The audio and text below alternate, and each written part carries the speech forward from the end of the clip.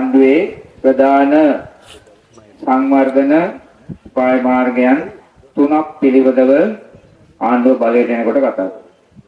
එකක් තමයි මේ ග්‍රාමීය ජනයාගේ දුප්පත්භාවය ක්‍රමානුකූලව අඩු කිරීම.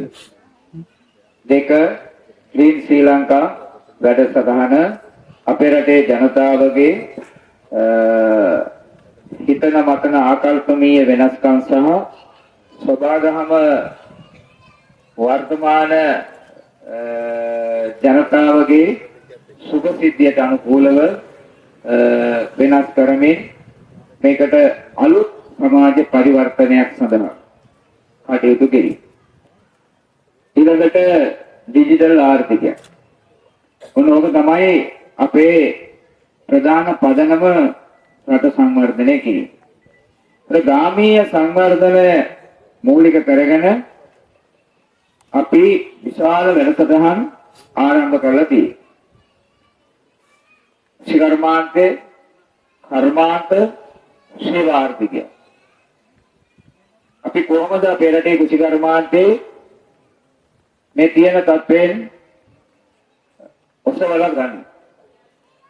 දැන් අපි බලයට එනකොට තිබුණු තත්ත්වයට වඩා අපිට මේ මොහොතට අදාළව කරන්න පුළුවන් සාධාරණීකරණය කරමින් තියෙනවා. දැන් බලයට එනකොට ගොවි ජනතාවට දුන්නේ පොහොර සානාධාරයේ අක්කරයක රුපියල් හෙක්ටයාරයක රුපියල් 15000. දැන් 25000 දක්වා වැඩි කළා.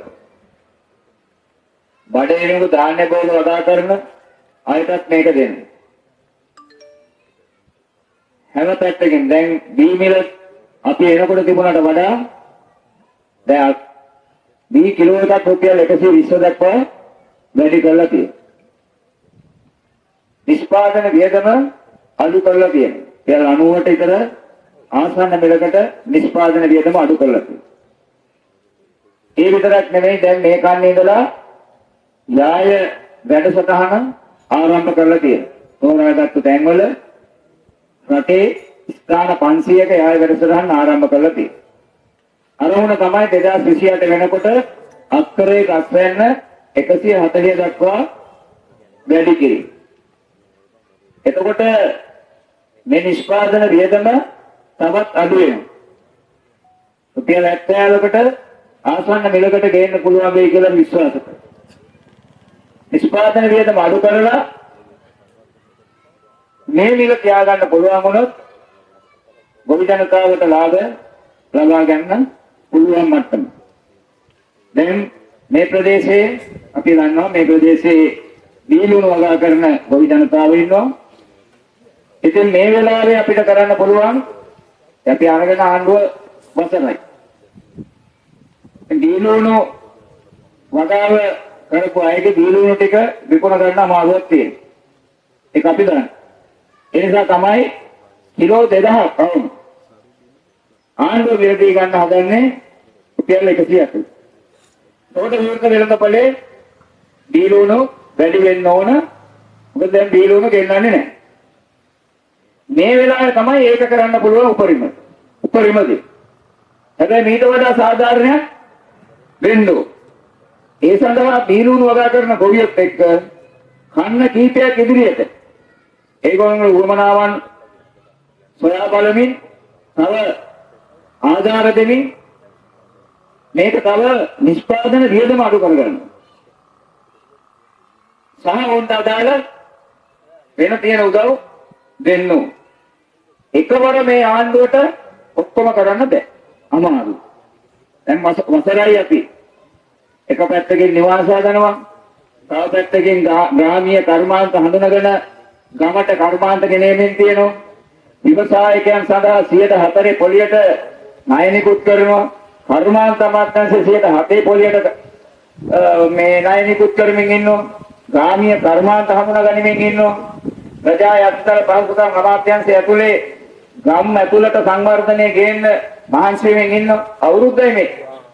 අධිවේගී මාර්ග හදන්න පටන් අරන් තියෙනවා. වැව් හදන්න පටන් අරන් තියෙනවා. ඒ විතරක් නෙමෙයි ග්‍රාමීය මේ මාර්ග පද්ධතිය කාපට් කරන්න පටන් අරන් තියෙනවා. විශාල සංවර්ධන ව්‍යාපෘති පටන් ගන්න තියෙනවා. අපි එනකොට ඉදිකිරීම අමාත්‍යාංශය කඩා වැටලා තිබ්බා. ඉදිකිරීම වෙන්නේ නෑ රට ඇතුලේ. හැබැයි අපි දැන් ඇවිදින්න ඉදිකිරීම පටන් ගන්න තියෙනවා. පොළොන්නරු දිස්ත්‍රික්කයේ කොන්තරත් කරුවන් හදලා ඉවර කරන්න බැරි ප්‍රමාණයක් අපි ඉදිකිරීම දීලා තියෙනවා. දැන් මේ 6 වෙනිදා මම කොන්ත්‍රාත් කරුවෝ ඔක්කොම කැඳවන්න දාගෙන තියෙනවා. ඒගොල්ලෝ කියන දේ තමයි මේ ගමන ඒගොල්ලන්ට දරන්න බැරි ප්‍රමාණයකින් ව්‍යාපෘති ඇවිල්ලා තියෙනවා. ගෙනාපු ව්‍යාපෘති වලට ඉංජිනේරුවෝ මදි. ඊයෝ හතුරු මදි. දැන් ඉංජිනේරුවෝ ඉන්නෝනේ මොන ව්‍යාපෘතිය ගෙනාවත් ඉංජිනේරු සරස්මද ඒගොල්ලෝ මදි. වාරි මාර්ග මහා මාර්ග මදි. මොකද අවුරුදු 10ක් අපි අපි එන්න 10කට කලින් ඉඳලා රාජ්‍ය සේවයට මිනිස්සු බඳවගත්තේ නැහැ. 2015 රනිල් වික්‍රමසිංහ මහත්තයා රාජ්‍ය සේවයට කවුරුත් බඳවගත්තේ නැහැ. වැටුප් දෙන්න බෑද? ඒක ඉංජිනේරු ටීఓ මහත්තුරු අදාළ ගුරුවරු 20000ක් වගේ 20000ක් බඳව ගන්න දැන් දාලා තියෙනවා. මේ අවුරුද්ද ඇතුළත රාජ්‍ය සේවයට බඳව ගන්නවා 87000. රාජ්‍ය සේවයට 87000ක් බඳව. ඒගොල්ලෝ කරපු ආණ්ඩු ඇතුලේ කරපු විනාශය දන්නව 2015 2020. කවුද මේ රටේ පාලක? රනිල් වික්‍රමසිංහ මහත්තයා, සජිත් ප්‍රේමදාස මහත්තයා, මෛත්‍රීපාල සිරිසේන මහත්තයා. ඒගොල්ලෝ තමයි මේ රටේ පාලකයෝ. ඒගොල්ලෝ එකතු වෙලා රට හදන්න කියලා ගත්තේ. හැබැයි රාජ්‍ය සේවකට එක මිනිස්සෙක් බඳවගෙන නැහැ. ඉතින් අද මොනතරම් සල්ලි තිබ්බත් ආණ්ඩුවට වැඩ කරන්න රාජ්‍ය සේවයට ප්‍රමාණවත් සේවක පිරිසක් ඒක සම්පූර්ණ කරන්න. දැන් උදාහරණයකට උදේටයි දවල්ටයි කෑවේ නැහැ කියලා රැයට ගන්න බෑනේ රේත් තුනම එකතු. මේ රාජ්‍ය සේවයට බඳව ගැනීම අවුරුදු 10ක් වුණේ නැතුවම එකවර ඔක්කොම කරන්න බෑ. ඒ අවුරුද්දයි ඇවිල්ලා. ඒ නිසා මේ කංගල්ලෙන් විතරක්ම හම්බන්තොටින් විතරක්ම අයිස් ෆැක්ටරි මතුවෙන්නේ ඇයි? එයා බබා එයා දන්නේ නැහැ.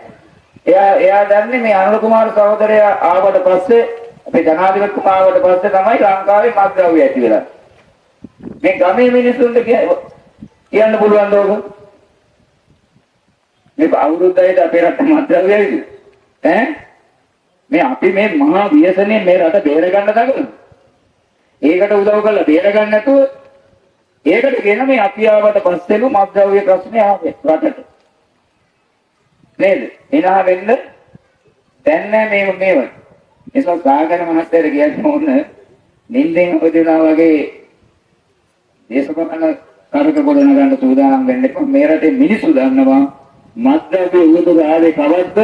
ඒ විනාශය අත්පත් කරලා දුන්නේ කවුද? ඒ විනාශයට දේශපාලනඥයෝ ඈඩ් කරින්න නැතුව බලාගෙන බැලුවේ නැත්තේ කවුද? කොයි ගම්වලින්ද මත්ද්‍රව්‍ය මතුවෙන්නේ? කාගේ ගෙවල් ඇතුළේද මේ අය හිටියේ? කොයි දේශපාලන පක්ෂෙන්ද මේගොල්ලෝ ඡන්දෙ ඉල්ලුවේ?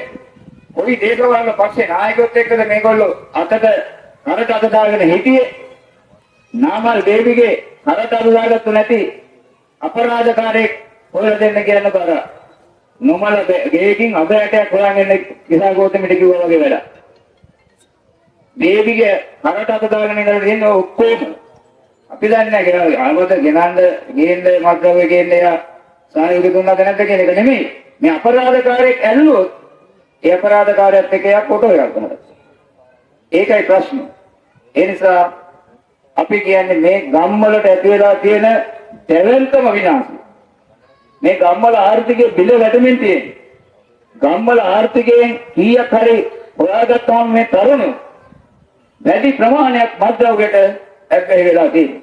පාසල් පද්ධතිය මත්ද්‍රව්‍යයට ඇබ්බැහි වෙලා තියෙනවා. පාසල වටේට මත්කුඩු ගේන තත්ත්වයකට ඇවිදලා තියෙනවා. ප්‍රධාන පාසල් වටේට මත්කුඩු මත්පැටි. ඉතින් මේ ව්‍යසනයෙන් මේ රට බේර ගන්න නැතුව රට දියුණු කරන්න බෑ. රටේ ආර්ථිකය කඩාන වැටෙන්නේ මත්ද්‍රව්‍ය අපරාධත් එක්ක. නිසා මේ අපරාධ නතර කරන්න. වර්තමාන ආණ්ඩුව ඇති කරපු එකක් නෙවෙයි. අතීත ආණ්ඩුව විසින් නැති කරපු මේ මහා ව්‍යසනය වර්තමාන ආණ්ඩුව අවසන් කරන්න තමයි උත්සාහ ගනිමින් ඉන්නේ.